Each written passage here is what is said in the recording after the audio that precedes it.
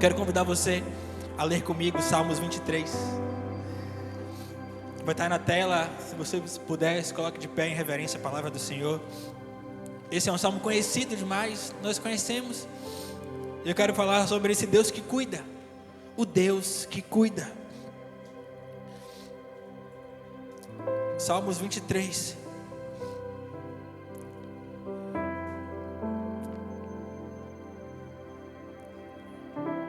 Vamos lá. O Senhor é o meu pastor, de nada terei falta. Ele me faz repousar em pastagens verdejantes e me conduz a águas tranquilas. Restaura-me o vigor, guia-me pelas veredas da justiça, por amor do seu nome. Mesmo que eu ande por um vale de densas trevas, não temerei perigo algum, pois tu estás comigo. A tua vara e o teu cajado me confortam. Preparas um banquete diante de mim na presença dos meus inimigos.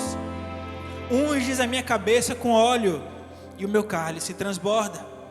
Certamente a bondade e o amor leal me seguirão todos os dias da minha vida, e habitarei na casa do Senhor para sempre. Coloque a mão no seu coração. Pai, obrigado. Obrigado, Deus. Dou graças por esta palavra. Dou graças porque nós cremos que a tua presença é real aqui em nosso meio. Esse Deus que cuida, esse Deus que ama. Muito obrigado por ser esse Deus em nossas vidas. Nos dá sabedoria, discernimento, pois queremos continuar ouvindo tua voz, guardar no coração e colocar em prática. Em nome do Senhor Jesus. Amém. Podem sentar.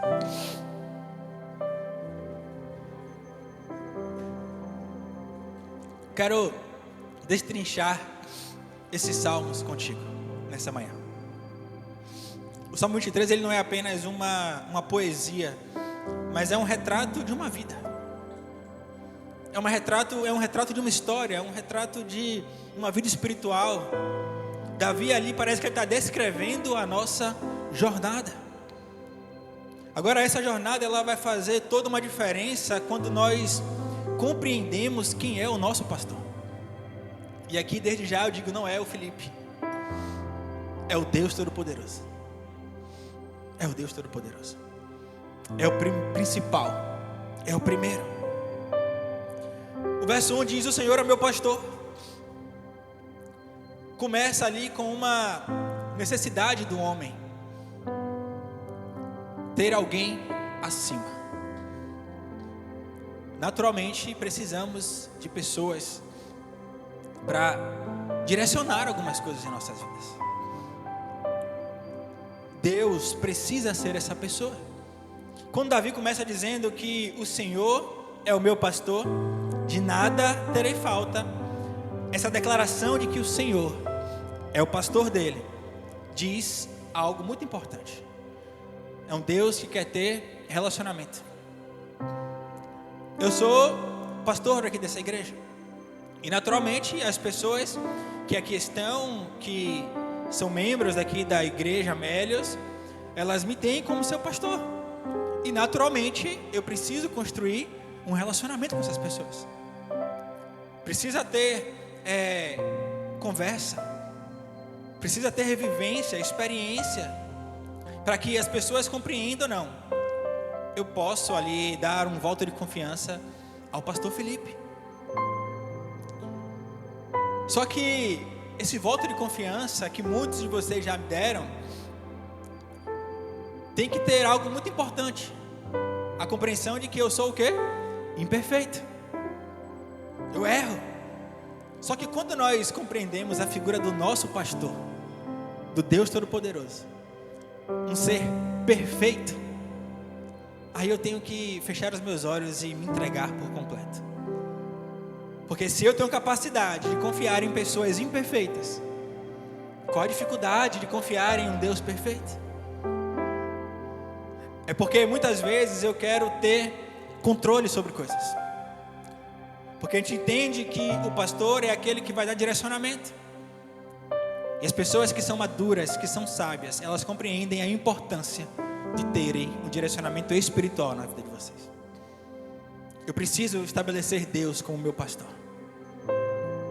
Eu preciso estabelecer esse relacionamento íntimo, não apenas um conhecido, não apenas alguém que eu ouvi falar certa vez quando eu era criança, mas eu quero construir um relacionamento com esse Deus, a ponto de conseguir compreender que Ele é o meu pastor, Ele me direciona, Ele cuida de mim. Só que aí avança dizendo: e nada me faltará. O que tem falta de coisas naturalmente na vida? Todos nós temos. Só que muitas vezes essa falta, ela está atrelada a uma necessidade, e tem vezes que é apenas a uma vontade. Deus, Ele nos promete que nós podemos ter uma vida sem necessidade. Porque Mateus 6,33 diz o seguinte: buscai, pois, em primeiro lugar, o reino de Deus e a sua justiça, e estas coisas lhe serão acrescentadas. Felipe, o que são essas coisas? Os versos anteriores falam sobre provisão básica: o que comer, o que vestir, o que beber, o que usar. Quando eu estabeleço, Senhor, o reino de Deus como minha prioridade, quando eu dedico minha vida a Ele, tenha certeza que isso não vai lhe faltar. Só que encerra aí a provisão? Não, porque como Ele é um pai amoroso, Ele consegue, Ele pode fazer infinitamente mais daquilo que nós pedimos ou pensamos. Só que para isso também é um requisito: descansa no Senhor e Ele atenderá os desejos do teu coração. Ou seja, se eu descanso em Deus, se eu me deleito no Senhor, sempre sabendo que Ele é o meu pastor, tem coisas que eu tenho vontade de ter e que Ele vai conceder, porque Ele é um pai amoroso, é um pai de amor. Só que o pastor de ovelhas, ele faz de tudo para proteger o seu rebanho. Por isso que lá Jesus conta a parábola da ovelha perdida, que eram 100 ovelhas, uma saiu. O que foi que o pastor fez? Deixou as 99 e foi atrás da ovelha perdida. Isso mostra a importância que Ele nos dá. Você é importante para Deus.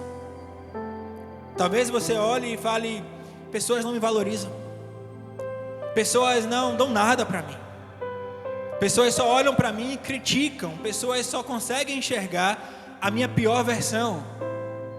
Deus não está aqui para isso. Ele pode até enxergar a sua pior versão, mas Ele enxerga com um olhar de esperança. Ele fala: opa, terreno fértil para transformação, terreno fértil para mudança, terreno fértil para milagre. Basta que eu abra o meu coração. Se você tornar o Senhor como seu pastor, tenha certeza que Ele vai te suprir. Tenha certeza que nada vai lhe faltar, porque a provisão é uma consequência de uma vida com Deus. Eu falei aqui recentemente que vida abundante está diretamente ligado à alegria e paz. Vida abundante não tem a ver com posses. Que adianta ter posses e não ter alegria, ter posses e não ter paz? Isso não é vida abundante. Deus pode nos abençoar? Pode. Eu tenho certeza que todos aqui já foram abençoados, certeza. Agora, eu preciso buscar Deus para que eu tenha paz, para que eu tenha alegria na minha vida. E isso acontece de dentro para fora. Não é com base no que eu vejo, é com base em quem eu sou. Quem eu sou. Aí ele avança, verso 2: Ele me faz repousar em pastagens verdejantes. Sabe o que isso quer dizer? Que Ele é um pastor que nos proporciona descanso. Jesus disse: vinde a mim todos os que estão cansados e sobrecarregados, e eu lhes darei descanso. Há descanso melhor do que esse? Não há. Você pode estar no melhor lugar do mundo, desfrutando das melhores coisas do mundo, mas há um descanso da alma, há um descanso emocional, há um descanso do espírito que só Ele pode proporcionar. E eu preciso ter isso como uma verdade na minha vida. Senhor, eu preciso do teu descanso. Ele me faz repousar em pastos verdejantes. Sabe aquele papel de parede do Windows clássico que a gente olha no Windows XP, que você olha e fala, você olha para Clarice e fala, descansa, você relaxa. Deus tem isso para você. Mas sabe o que é curioso? É que Ele tem isso para você mesmo em meio às guerras que você enfrenta. Ele tem isso para você também sem guerra, sim. Mas eu preciso compreender que a promessa não foi ausência de conflito. A promessa não foi pare de sofrer. Não. A promessa foi: no mundo tereis aflições, mas tenham bom ânimo, porque eu venci o mundo. Foi isso que Ele disse. Ele nunca escondeu o jogo. Ele nunca falou: olhe, me seguir é fácil, me seguir, ó, é tranquilo. Não. Quer vir após mim? Negue-se a si mesmo, tome a sua cruz e siga-me. E siga-me. Agora, qual o preço? Uma vida eterna. Vale a pena? Vale a pena. Hoje eu não consigo compreender a eternidade. A nossa mente é limitada ao cronos, ao nosso tempo humano. Nosso tempo está habituado a esse término de ano já gerar uma angústia, uma ansiedade para o que vai acontecer ano que vem. É um sofrimento antecipado. Deus já viu tudo. Deus já sabe que 95% da sua angústia não vai acontecer, porque está lhe faltando confiança, está lhe faltando paz, está lhe faltando amor, presença dEle. Mas ainda há tempo. Eu falei que quinta-feira que Deus ainda age em dezembro, sabia? Deus não está cansado porque é dezembro, não. Ele pode fazer em dezembro. Deus não espera virar o ano para que Ele possa operar o milagre, não. Basta ter a necessidade, basta você ter fé, colocar sua fé em ação, crer que Ele vai fazer. Aí Ele avança dizendo: e me conduz a águas tranquilas. Quem nunca teve aquele privilégio de chegar em casa depois de um dia cansativo de trabalho, e a depender do que você faça, uma exposição ao sol, e você chega e quer tomar o que? Aquele banho. Não é um renovo aquele banho? Você quer ficar ali um bom tempo, seja ele frio, seja ele quente, não importa, cada um tem suas preferências. Mas não é um renovo isso? Águas tranquilas. Sabe, você está naquele calorão, daqui a pouco você se joga na piscina gelada. Não é um renovo? Só que quantas vezes você fica com receio de entrar? Não vou colocar não, vou só colocar o pezinho, e não desfruta de tudo aquilo que Deus tem para você. Porque muitas vezes eu quero colocar barreiras em um local onde Deus já as removeu. Por que eu faço isso? Porque às vezes eu quero ser pastor da minha vida. Às vezes eu quero que minha vontade prevaleça sempre. Às vezes eu não quero abrir mão da necessidade de querer estar sempre certo. E eu não consigo estar sempre certo. Alguém consegue aqui? Graças a Deus. Não conseguimos. Por isso eu preciso de um pastor. Por isso eu preciso dele falando: filho, não é por aí não. Filho, está pensando coisa errada, não pensa nisso não. Filho, esse caminho não é o que eu preparei para você. Filho, você não deve fazer isso, você não deve falar isso, você não deve ir em tal local. Filho, calma, eu preciso disso. Leva-me para águas tranquilas. Deus, Ele não renova em águas turbulentas, mas em ambientes de paz. O renovo, ele vem de uma forma sobrenatural muitas vezes. Tem pessoas que precisam ir para águas profundas para serem renovadas. Tem pessoas que vão precisar passar pelo processo da vida difícil, mas naquele processo ele vai encontrar uma água tranquila. Naquele processo ele vai encontrar alguém que vai lhe oferecer uma água, e essa água vai matar uma sede. Mas daqui a pouco você vai sentir de novo. Mas há um Cristo que diz que Ele é a água da vida, a água viva. E dessa água, quando eu bebo, eu não tenho mais sede. Que nessa manhã você possa beber dessa água. E se não ficar satisfeito com um gole, pode pedir uma garrafa, um garrafão, mas tem um rio para você. Não se prenda às limitações que colocam sobre a sua vida. dizendo que você não vai conseguir. Não, você nunca vai ser um crente. Não, você nunca vai ter um relacionamento com Deus, porque você ainda faz isso. Como é que você vai orar se você pecou antes de vir para a igreja? Quem coloca isso na sua cabeça é o diabo. Deus quer que você tenha um relacionamento com Ele, mesmo você sendo imperfeito, porque Ele te ama assim. Mas Ele tem sim uma grande obra para fazer na sua vida. Comece, fale, eu quero que Ele seja o meu pastor, e hoje é dia disso. Aí ele avança dizendo: me conduz a águas tranquilas, restaura-me o vigor, guia-me pelas veredas da justiça. Isso quer dizer que o Senhor nos dá direção. Quem aqui já foi para um local através de GPS? Poucas pessoas, né?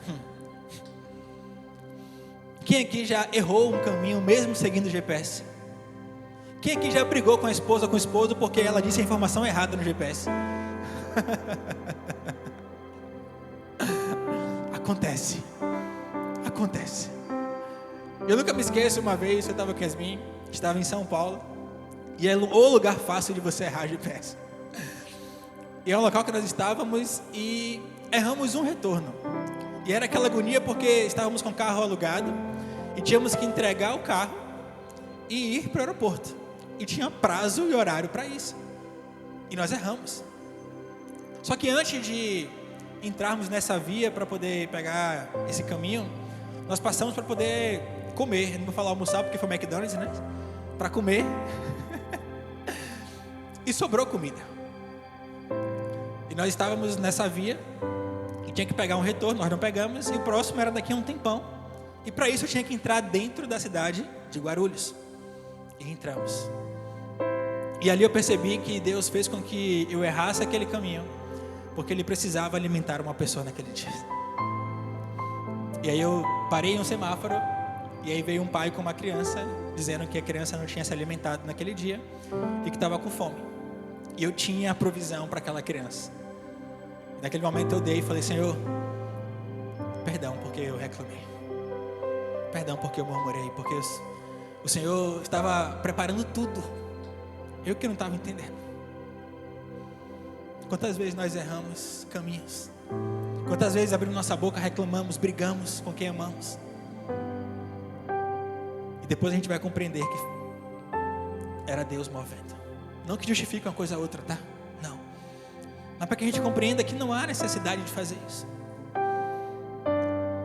Meu coração ficou tão alegre naquele dia, porque eu falei: Deus, Tu faz de forma perfeita, Tu faz de forma plena. Mas o Senhor, Ele tem um direcionamento que talvez aos meus olhos seja difícil demais. Talvez aos meus olhos seja complexo demais de enfrentar aquela situação. Senhor, eu não tenho condições de fazer isso. Mas Ele pode. Ele é o meu guia.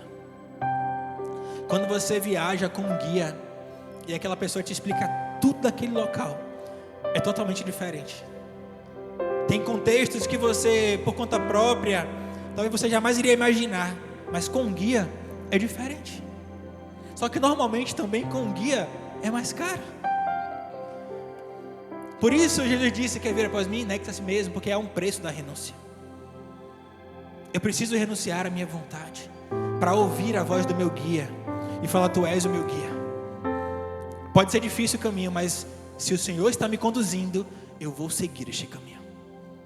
E que caminho é esse? É Ele. E disse Jesus: eu sou o caminho, a verdade e a vida. Ninguém vem ao Pai a não ser por mim. Guia-me pelas veredas da justiça. Só que tem mais, aí ele fala: por amor do seu nome, verso 3. O por amor do seu nome está ligado a um propósito. Por que você faz isso? Porque eu amo Jesus. É só por amor. Não tem outra explicação.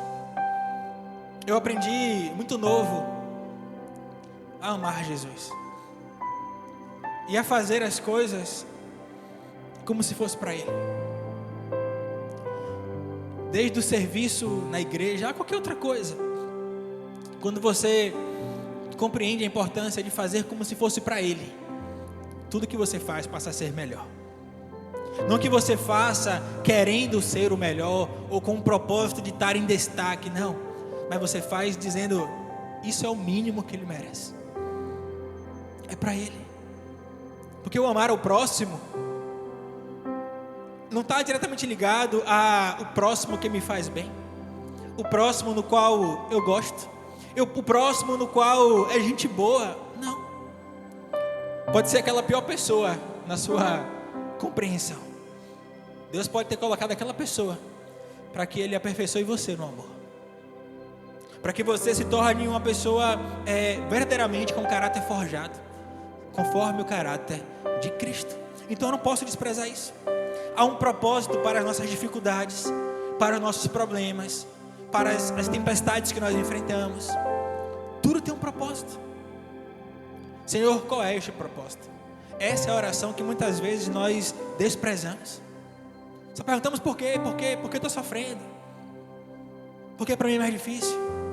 Por que para mim sempre dói? Não. Quando entendemos o propósito, obedecer fica mais fácil. Desde o momento que eu compreendi que o Senhor tinha me chamado para fazer o que eu estou fazendo aqui hoje, fica muito mais fácil dizer sim ao chamado. É fácil, Felipe? Não, não é fácil. Não é fácil de modo geral, mas se torna mais fácil. Porque está diretamente ligado a um sentimento de dever cumprido, de que eu estou cumprindo o propósito pelo qual eu fui chamado. E isso está gerando repercussão, não somente aqui no âmbito físico, mas principalmente no âmbito espiritual da coisa. Eu colho frutos dessa obediência. Da mesma forma que todas as vezes que eu desobedeço, eu também colho frutos ruins. Não vale a pena desobedecer. Só que aí tem uma questão importante. Ele avança dizendo, ainda que eu ande pelo vale da sombra da morte. Isso quer dizer que nós seremos provados. Quem aqui foi provado pelo menos uma vez esse ano? Foi fácil a provação? Ou está sendo fácil essa provação? Eu tenho certeza que não. Davi não diz, se eu andar, não. Ele fala, ainda que, ou seja, é uma certeza, vai acontecer. Mas ainda que eu ande, eu estou andando, mas mesmo eu andando, o Senhor o quê? Está comigo.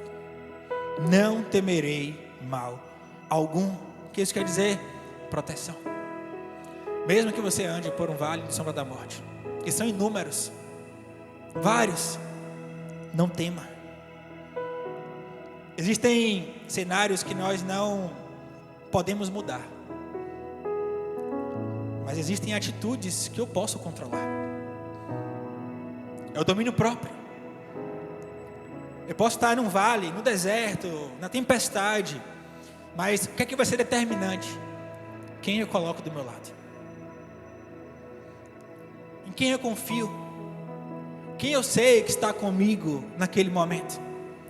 Quando eu sei que há um pastor que está comigo, eu não vou temer mal algum. Não temerei. Aí ele avança dizendo, pois tu estás comigo. Isso mostra que ele é um Deus fiel. Jesus prometeu uma coisa, estarei convosco todos os dias, até a consumação dos séculos. Todos os dias. Sabe aquele dia que você olhou e falou, Jesus não está comigo? Leda engano, Ele estava com você. Talvez você não estava tão atento, mas tenho certeza que hoje você estava compreendendo realmente.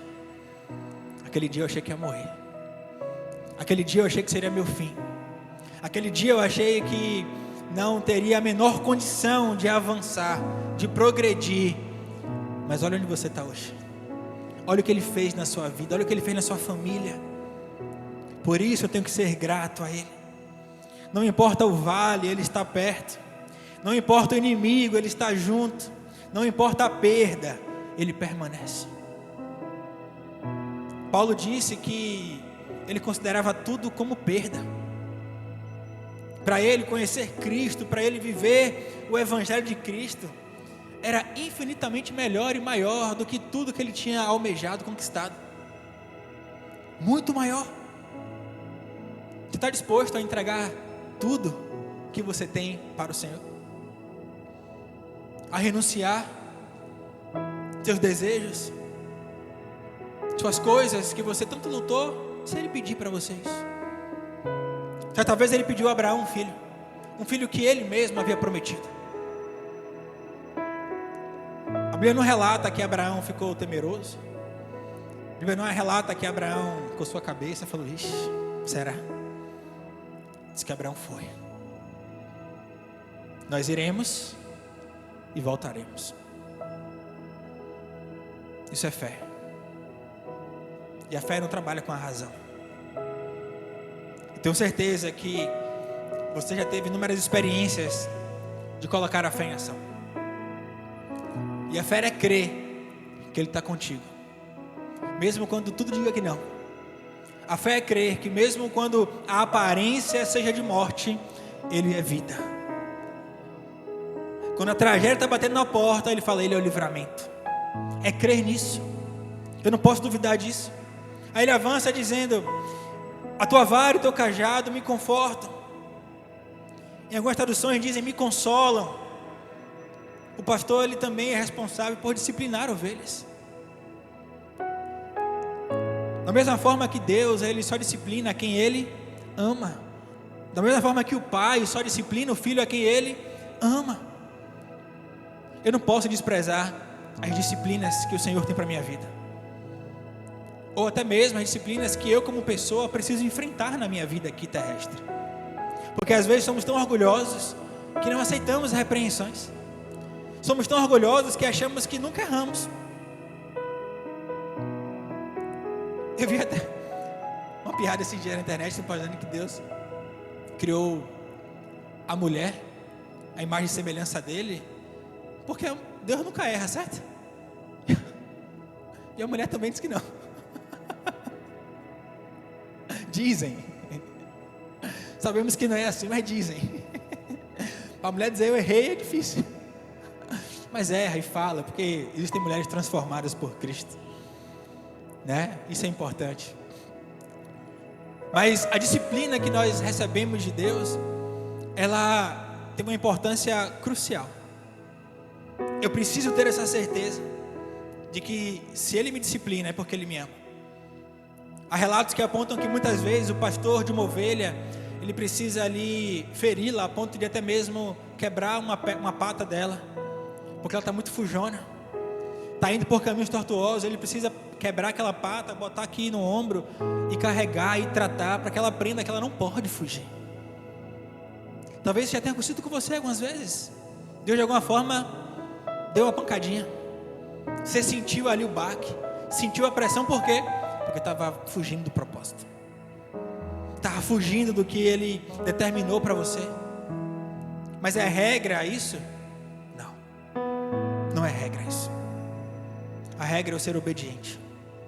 A regra é, mesmo sendo difícil, eu obedecer.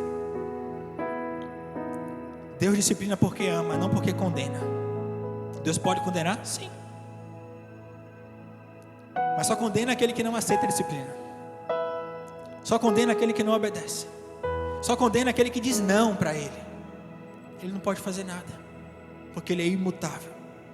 Aí avança: preparas uma mesa perante mim. Isso mostra a esperança, porque essa mesa não é em qualquer lugar, é na presença dos meus inimigos. Deus é um Deus de esperança. A esperança, ela é viva, ela é real. Eu não quero que você perca as esperanças. Eu quero que você compreenda que Ele, sendo seu pastor, a esperança está garantida. Ela nunca morre. Nunca morre, porque Ele vive. Unges minha cabeça com óleo. Consagração. A unção, a consagração, ela cura feridas. Ela marca a autoridade. Ela ativa o propósito. Comumente o óleo na Bíblia, ele é utilizado tanto no aspecto de consagração, mas também existem aspectos relacionados à alegria. Assim como o vinho também tem esse simbolismo de alegria. Mas o óleo nós compreendemos que tem essa consagração. As pessoas hoje normalmente quando são consagradas a algo, é um óleo que se coloca. Quando você ora por alguém, às vezes você unge aquela pessoa com óleo. Porque ele representa, não que o poder está no óleo, não. Mas é um simbolismo. O poder está na fé. Não é materializando, eu sempre falo isso. Não é isso aqui que vai fazer com que eu seja curado. É a fé que eu tenho. Porque senão eu vou andar cheio de amuleto da sorte. E aí o dia que eu não tiver o amuleto, estou desprotegido. Não, é fé. É invisível, eu não estou vendo, mas estou crendo. Unge minha cabeça com óleo. O Senhor, Ele, quando fala sobre a nossa mente, fala que nós temos que guardar a nossa mente. Quando eu compreendo que Ele é meu pastor, eu compreendo também que Ele guarda a minha mente, que Ele blinda os meus pensamentos, porque todo o meu corpo, as minhas atitudes, elas são direcionadas pelo meu cérebro, pelo meu pensamento. Então, se eu penso coisas que não agradam a Deus, naturalmente, isso vai refletir nas minhas atitudes. Agora, quando a minha mente é uma mente curada, meu coração é curado, meu corpo é curado, minhas atitudes serão transformadas. Aí ele avança, o meu cálice transborda, bondade e misericórdia me seguirão. O que é isso? A bênção do Senhor. Somos abençoados. Acordamos hoje, respiramos, estamos aqui. Estamos hoje aqui, por quê? Porque o Senhor permitiu. Tem bênção maior do que essa? A bênção da vida. Ontem eu tive a experiência de participar de um sepultamento, e você consegue perceber as pessoas, o modo como as pessoas se expressam. Muitas vezes o arrependimento, o remorso, a dor, o luto. E naturalmente a gente compreende, e a Bíblia fala sobre isso, que é um ambiente de reflexão, de compreensão da vida, das coisas, da finitude da vida, da pequenez que nós somos em Deus. E eu preciso compreender que eu preciso ser grato a Ele pela vida que Ele me deu. É uma só. A Bíblia diz que após a morte segue-se o juízo. Ao homem é destinado morrer apenas uma única vez. É o que diz a Bíblia, eu creio na palavra de Deus. Como é que eu estou vivendo essa vida única que Ele me deu? Eu tenho vivido para Ele? Ou tenho simplesmente colocado todas as minhas expectativas no que eu quero fazer? No só se vive uma vez? Não. Habitarei na casa do Senhor para todo sempre. Deus quer que você viva essa vida. E casa do Senhor, não entenda aqui estrutura física. Aqui sim é importante, mas é na presença dEle. Eu quero ver uma vida a ponto de habitar na presença dEle para todo sempre, porque eu fui criado para ser eterno. E essa eternidade eu quero passar com Ele. Só que para passar uma eternidade com Ele, aqui na terra, eu preciso decidir quem será o meu pastor. Quem é o seu pastor? Quem você está considerando seu pastor? Suas emoções? Os seus contatos?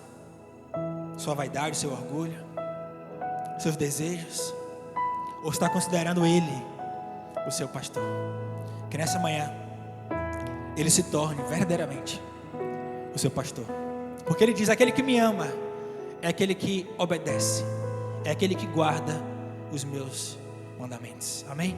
Feche seus olhos, quero chamar a Elaine, Nanda. Vamos cantar Tudo é Perda novamente. Eu quero que você cante essa canção conosco, compreendendo verdadeiramente a importância da presença dEle na sua vida. E depois nós vamos orar. Eu creio que o Senhor, Ele fará uma obra completa em nosso meio. Amém?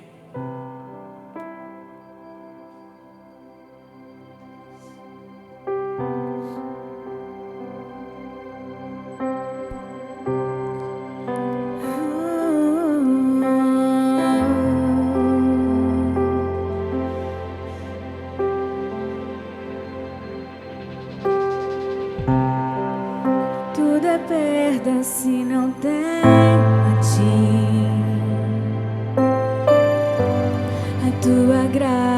presença é o que me basta. Sem você não sei pra onde ir. Sem tua presença nada importa. Do que adianta eu ganhar o mundo inteiro e a minha alma se perder sem ti, Senhor? Do que adianta eu juntar dos tesouros e me esquecer daquele que me amou? Se eu não tenho a ti, não tenho nada, nada eu serei sem ti, Senhor. Só tua presença é o que me basta. Eu te levarei por onde eu for. Do que adianta eu ganhar o mundo inteiro e a minha alma se perder sem ti, Senhor? Do que adianta eu juntar os meus tesouros e me esquecer daquele que me amou? Se eu não tenho a ti, não tenho nada, nada eu serei sem ti, Senhor. Só tua presença é o que me basta. Eu te levarei por onde eu for. Tua presença é o que me basta. Quem sou eu sem teu amor, Senhor? Tua presença é o que me basta. Quem sou eu sem teu amor, Senhor? Tua presença é o que me basta. Quem sou eu sem teu amor, Senhor? Coloque a mão em seu coração, se você puder, Pai.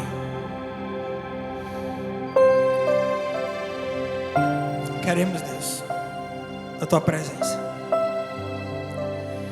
Queremos a Tua presença como nosso pastor.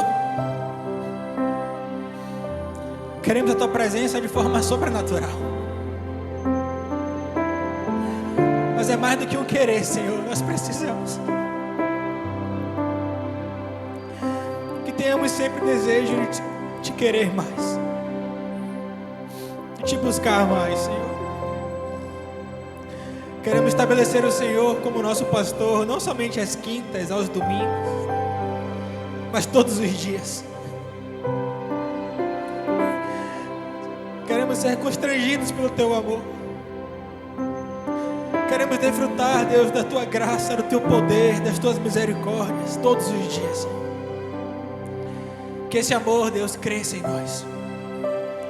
Que esse desejo ardente de Te buscar, Deus, cresça cada vez mais. Queremos Te buscar até que nada seja mais importante do que isso. Queremos considerar tudo como perda, desde o momento que nós Te conhecemos e vivemos contigo. Pai, obrigado, Senhor. Obrigado, Senhor, por essa palavra. Que essa palavra desperte em nós um desejo de mudança, um desejo, Deus, de transformação. Pois nós queremos que só o Senhor pode fazer. Queremos que só o Senhor pode fazer. Muito obrigado, Senhor. Fica conosco. No nome do Senhor Jesus. Amém.